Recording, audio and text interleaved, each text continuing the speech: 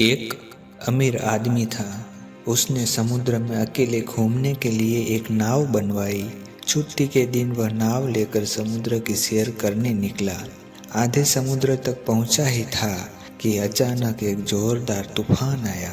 उसकी नाव पूरी तरह से तहस नहस हो गई, लेकिन वह लाइफ जैकेट की मदद से समुद्र में कूद गया। जब तूफान शांत हुआ तब वह तैरता तैरता एक टापू पर पहुंचा, लेकिन वहां कोई भी नहीं था। टापू के चारों ओर समुद्र के अलावा कुछ भी नजर नहीं आ रहा था। उस आदमी ने सोचा कि जब मैंने पूरी जिंदगी में किसी का कभी भी बुरा नहीं किया तो मेरे साथ ऐसा क्यों हो रहा है। उस आदमी को लगा कि भगवान ने मौत से बचाया तो आगे का रास्ता भी भगवान ही बताएगा। धीरे धीरे वह वहां पर उगे झाड़ पत्ते खाकर दिन बिताने लगा। काफी दिन हो गए। अब धीरे धीरे उसकी श्रद्धा टूटने लगी। भगवान पर से उसका विश्वास उठ गया। उसको लगा कि इस दुनिया में भगवान है ही नहीं। फिर उसने सोचा कि अब पूरी जिंदगी यहीं इस टापू पर ही बितानी है तो क्यों ना एक झोपड़ी बना लूं।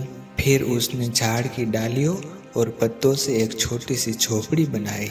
उसने मन ही मन कहा कि आज से झोपड़ी में सोने को मिलेगा, आज से बाहर नहीं सोना पड़ेगा। रात हुई ही थी। अचानक मौसम बदला।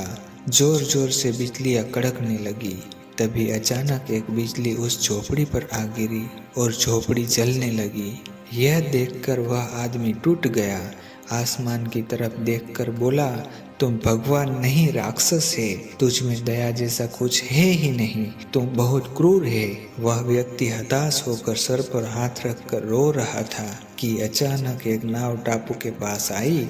नाव से उतरकर दो आदमी बाहर आए और बोले कि हम तुम्हें बचाने आए हैं। दूर से इस वीरान टापू में जलता हुआ झोपड़ा देखा तो लगा कि कोई उस टापू पर मुसीबत में है। अगर तुम अपनी झोपड़ी नहीं जलाते तो हमें पता नहीं चलता कि टापू पर कोई है। उस आदमी की आंखों से आंसू गिरने लगे। उसने ईश्वर से माफी मांगी और बोला कि मुझे क्या पता कि आपने मुझे बचाने के लिए मेरी झोपड़ी जलाई थी। इससे हमें यह सीख मिलती है कि दिन चाहे सुख के हो या दुख के, भगवान अपने भक्तों के साथ हमेशा रहते हैं।